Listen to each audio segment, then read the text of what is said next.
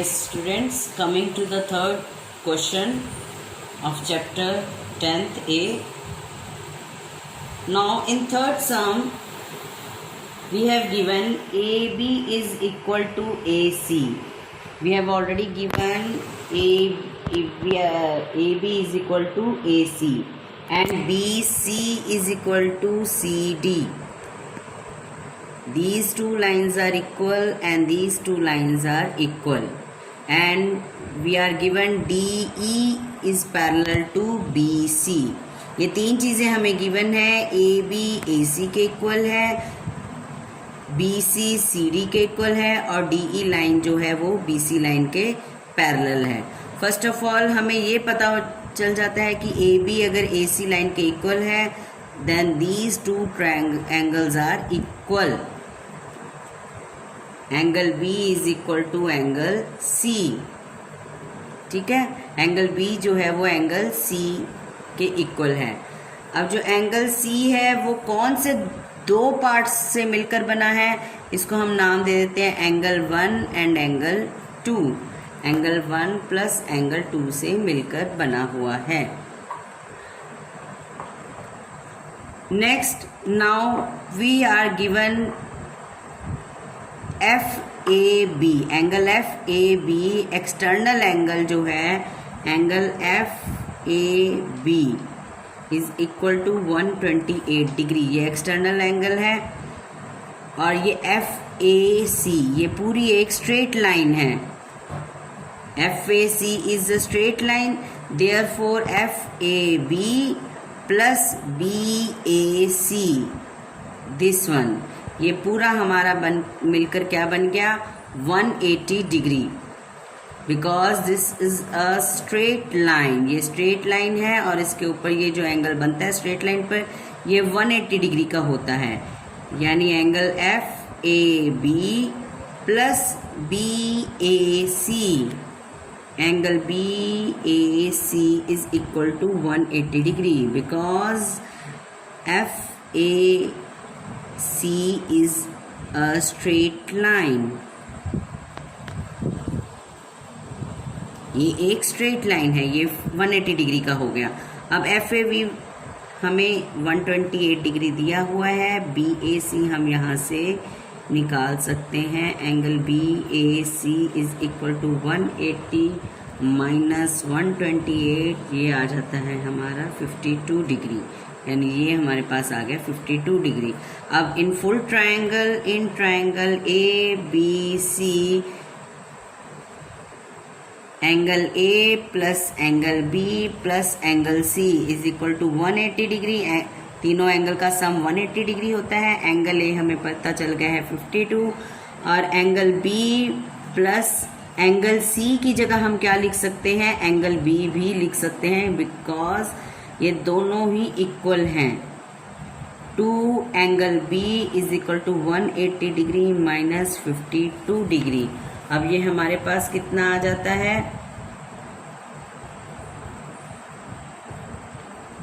128 degree. और angle B is equal to 2 यहाँ का डिवाइड हो गया, ये हो गया हमारे पास 64 डिग्री. यानी एंगल B हमारे पास आ गया 64 और ये पूरा एंगल C जो है एंगल C भी क्या आ गया हमारे पास 64 डिग्री. ओके, अब हमें ये पता चल गया ये दोनों एंगल 64 डिग्री के हैं. अब हमें गिवन है DE जो है वो BC लाइन के पैरेलल है. DE लाइन अगर BC लाइन के पैरेलल है तो ये दोनों angles this one and this one, अगर टू लाइंस, ये देखिए अगर दो लाइंस पैरेलल होती हैं तो उस पर जो ट्रांसवर्सल होती है ये कॉरस्पॉन्डिंग एंगल्स बनाते हैं. ये दोनों कॉरस्पॉन्डिंग एंगल्स बना रहे हैं और ये हमेशा इक्वल होंगे. Angle B is equal to, इसको भी हम कोई नाम दे देते हैं एंगल नंबर 3, एंगल नंबर 3.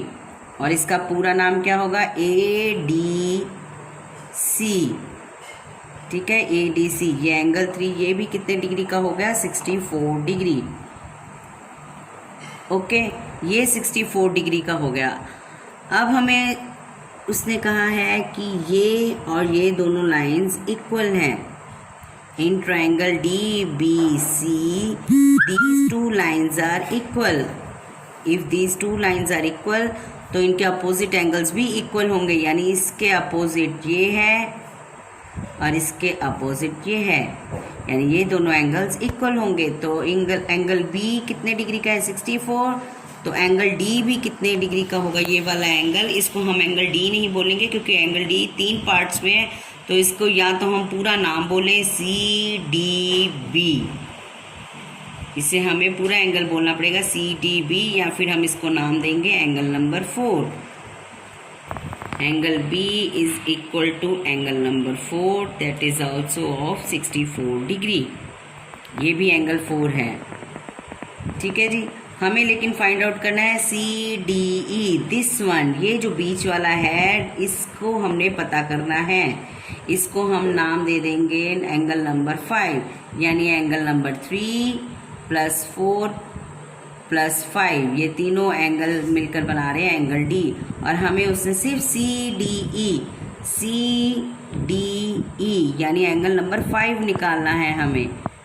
अब फिर हम वही यहाँ से देखेंगे ADB, this is a straight line, ADB is a straight line.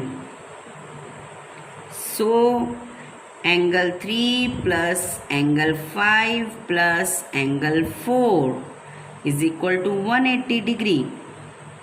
और जिसमें से हमें कौन से पता है, एंगल नंबर 3 जो हमने यहाँ फाइंड आउट किया है 64 डिग्री, एंगल 5 हमें पता नहीं है, और एंगल नंबर 4 भी हमने यहाँ पर फाइंड आउट किया है 64 डिग्री। ये हो गया हमारा 180 डिग्री।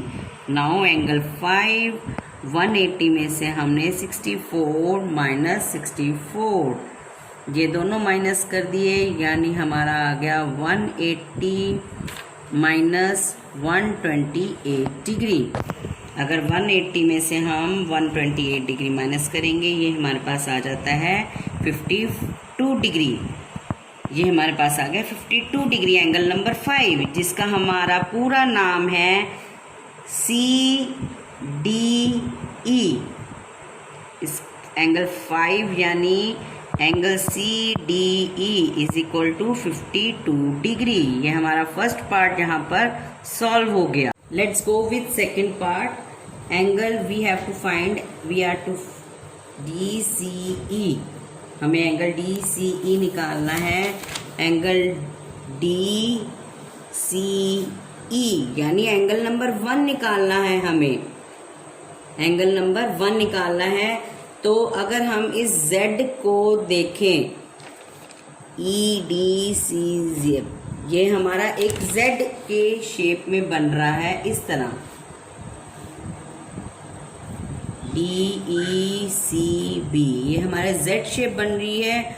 और जब ये दो पैरेलल लाइंस के बीच में ये ट्रांसवर्सल होती है तो ये दो ट्रायंगल्स आर ऑलवेज इक्वल, ये दोनों इक्वल होते हैं, ऑल्टरनेट एंगल्स होते हैं ये दोनों एंगल्स ऑल्टरनेट एंगल्स हैं। तो इसमें हमने देखना है कि ये एंगल नंबर 5 जो है वो एंगल नंबर 2 के साथ मिलकर बना रहा है। यहाँ पर एंगल नंबर 5 हमने निकाला था, एंगल नंबर 5 52 डिग्री, ये 52 डिग्री है, तो ये भी कितना होगा 52 डिग्री। हमें फाइंड आउट करना है DCE यानी ट्रायंगल का ये जो DCE ये वाला पार्ट, जिसको हमने नंबर दिया था 1 और इसको नंबर दिया था 2। अब ये 1 और 2 मिलाकर पूरा बन रहा है एंगल C। एंगल C पूरा हमने कहा था, हमने इसको दो पार्ट्स में डिवाइड किया है, एंगल 1 और 2। एंगल C पूरा था 64 डिग्री का, जो फर्स्ट पार्ट में मैंने आपको यहाँ पर करवाया था। एंगल C जो है हमारा 64 डिग्री का निकला था। और एंगल 2 हमारे पास, एंगल 1 हमें फाइंड आउट करना है, एंगल 2 52 डिग्री है, 64 - 52 इज इक्वल टू एंगल 1 यानी 12 degree. This is our answer. Angle 1 का हमने नाम कौन सा दिया था, angle DCE। That's it. Let's go with sum number 4। We have given a triangle, हम उसको नेम दे देंगे A B C and D, उसका हम नाम दे देंगे इस ट्रायंगल का। हमें यहाँ पर कैलकुलेट एक्स फाइंड आउट करने के लिए उसने कहा है, एक्स फाइंड आउट हमें करना है।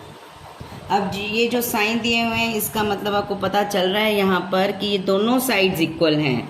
B D is equal to A D, B D is equal to A D, ये हमें गिवन है। अब यहाँ से हमने ये कंक्लूड कर लिया कि ये दोनों लाइंस इक्वल हैं, तो इनके अपोजिट एंगल्स भी इक्वल ही होंगे। यानी अगर ये 37 डिग्री है then it must be of 37 degree, ये वाला पार्ट भी 37 डिग्री का होगा। ये दोनों एंगल्स हमने पता कर लिए। अब नेक्स्ट इसके हम दो तरीके से सम को कर सकते हैं। मैं आपको दोनों मेथड बताऊंगी, जिस वे में आपको इजी लगता है आप उस वे में कर सकते हो। एक फर्स्ट मेथड में है in triangle A B D. अगर हम in triangle A B D लेते हैं, angle B A D plus A B D plus A D B, यानी तीनों एंगल्स ट्रायंगल के ये होते हैं हमारे 180 डिग्री के इक्वल, और जिनमें से हमें ये दो एंगल्स पता है 37 प्लस 37 और ए डी बी हमें नहीं पता। यहाँ से हमने ए डी बी निकाल लिया।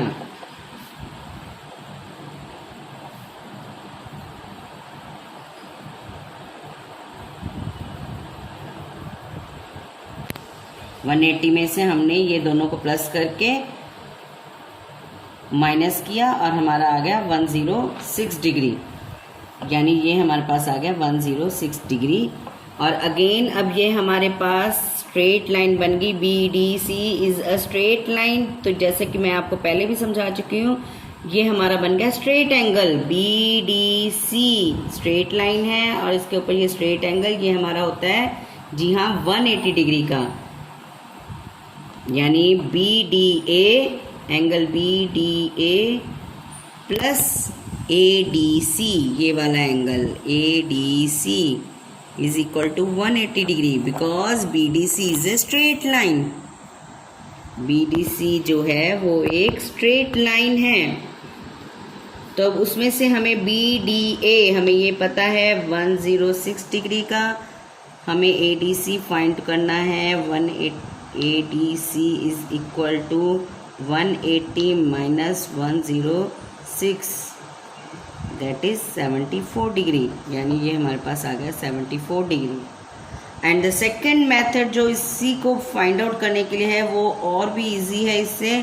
उसमें हमें ये पता है external angle is equal to sum of interior opposite angles, यानी जो ट्रायंगल के किसी भी अगर आप ट्रायंगल लेते हो उसका जो एक्सटर्नल एंगल होता है, एक्सटर्नल एंगल जो होता है वो किसके इक्वल होता है, सम ऑफ अपोजिट इंटीरियर एंगल्स, जो अंदर के अपोजिट, ये वाला नहीं लेना हमने, इसके अपोजिट ये जो दो एंगल्स बनते हैं इनके सम के इक्वल होता है।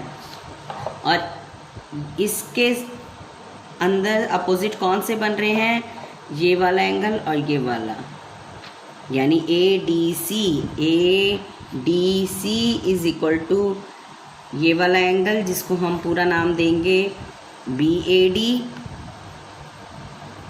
प्लस ये वाला एंगल जिसको हम नाम देंगे ए बी डी। ये हो गया हमारा 37 प्लस 37। आप जिस मेथड से आपको इजी लगता है आप उस मेथड से इसको सॉल्व कर सकते हैं, ये आपकी मर्ज़ी है। दोनों मेथड ही सही हैं, जिस मेथड से मर्ज़ी सॉल्व करें।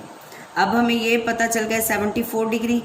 अब अगेन हमारे पास वही चीज़ आ जाती है कि ये दो लाइंस इक्वल हैं, ए सी इक्वल टू डी सी, यानी ये दोनों एंगल्स भी हमारे इक्वल हो जाएंगे 74 74। Therefore angle DAC is equal to angle ADC is equal to 74. अब इसमें हम आप देख लो, ये पूरा ट्रायंगल बन रहा है इन ट्रायंगल ADC।